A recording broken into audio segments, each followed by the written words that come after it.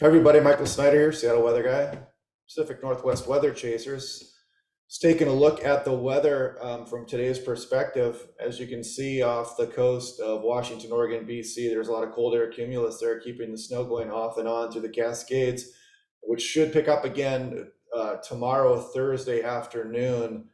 And we had the pass closed for a bit today, I think a couple times because of accumulations and a lot of spinouts going on. So that's going to continue on into tomorrow evening and off and on through Friday again, probably. And then when an even stronger system gets here on Saturday, that's really going to bump up the snow totals through BC, Washington, and Oregon, and eventually down through the Sierras in California. So you can see Saturday's system just out here cranking, going through the Aleutian Islands right now. You can see all the cold air behind it, and this really impressive storm system that's going to be coming our way. That remnant low for Hawaii is now moved west of the state, so it's not affecting them anymore. They had some pretty good flooding going on down there, and they got some snow and had the blizzard warnings there for the Big Island. So anyway, back to the Western USA. Let's take a look here. We've got, actually, here's the European model. Let's go over this really quick here and see if we can take a look at what's coming. You can see this snow increase Thursday afternoon, kind of tapers a little bit Friday, but still doesn't look like it totally lets up. And then as we get into Saturday morning, you can see this really strong front out here, and the heavy snow starts to come back into BC and the Cascades of Washington. And some pretty strong winds are going to be on the Washington, Oregon, and British Columbia, the Vancouver Island coastline. We're not quite sure at the inland yet. Some of the ensembles are showing pretty good winds, and some of them are showing just in the lower 40s, which is more of a garden variety windstorm for Western Washington on down into Portland for British Columbia, Whatcom County. But there's potential for higher winds in there, and we'll go ahead and take a look at that too really quick here. Let's go.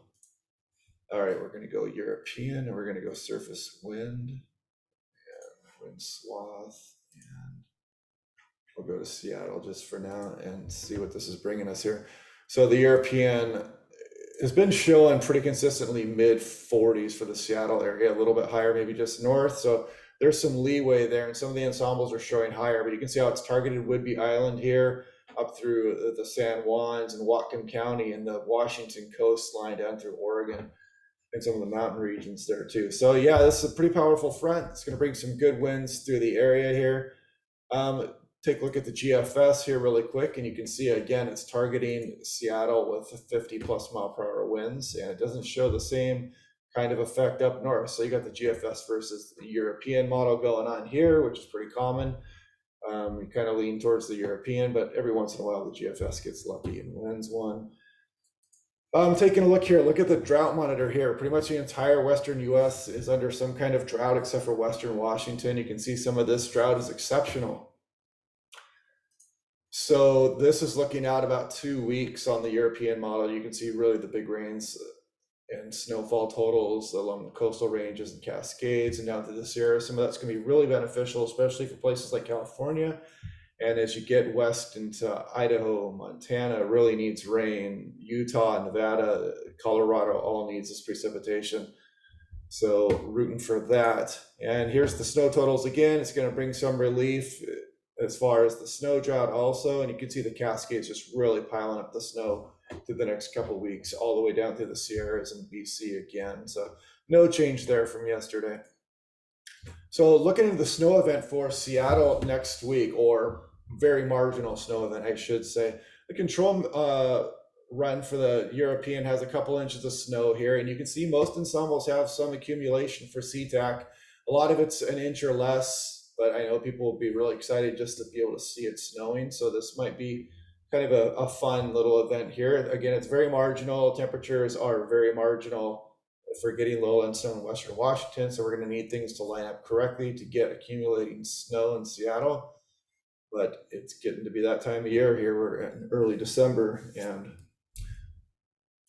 we've got some cold air around. It's not super cold air. The Arctic air is still going to be kind of bottled up north a little bit, but some of it's trying to get down south on us here. So the GFS shows most of its ensembles with some accumulating snow at SeaTac. Also, amounts are not very heavy. There's a couple there's some 2-inch runs on the ensembles here, but I don't think that we're going to get a couple inches out of this, maybe a dusting or so.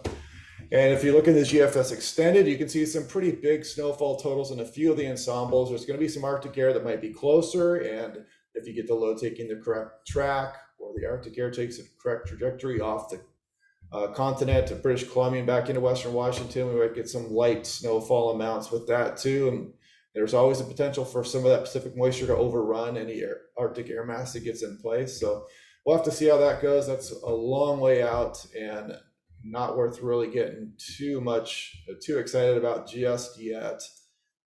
If you go ahead and take a look at what's going on here, you can see that weak Arctic high up through British Columbia and the Yukon through Alaska, and you can see the low pressure kind of off the west coast here. So we're looking, that cold air is not really, the Arctic air is not very deep. There's some cold air aloft, but it's just marginal for snow again, as I said earlier. So watching these lows, you have to take the perfect track, and we're going to have to get some kind of enhanced precipitation band for precipitation to fall as snow and accumulate.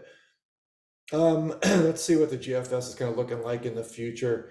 It's been showing this interesting strong Arctic high in some of these, and actually in every single run it's been showing it, but it's way off in fantasy land and it's been pushing it back. So my confidence is not very high in that Arctic air. But you can see if something like this does happen, that's a pretty strong Pacific low out there, and you've got Arctic air and maybe it seeps out and this moisture can overrun it. That's given us some of our big time snowfall events here for Western Washington, and that can get into Western Oregon also, and Vancouver, British Columbia. But again, that's way off in fantasy land. So let's take a look at the extended. Here's the East Pacific Oscillation. As this goes to negative, this kind of brings more ridging into Alaska, which allows colder air to spill down towards the lower 48 more. So you can kind of see we're headed that way where we're going to get some Alaska ridging. The models are kind of in agreement on that.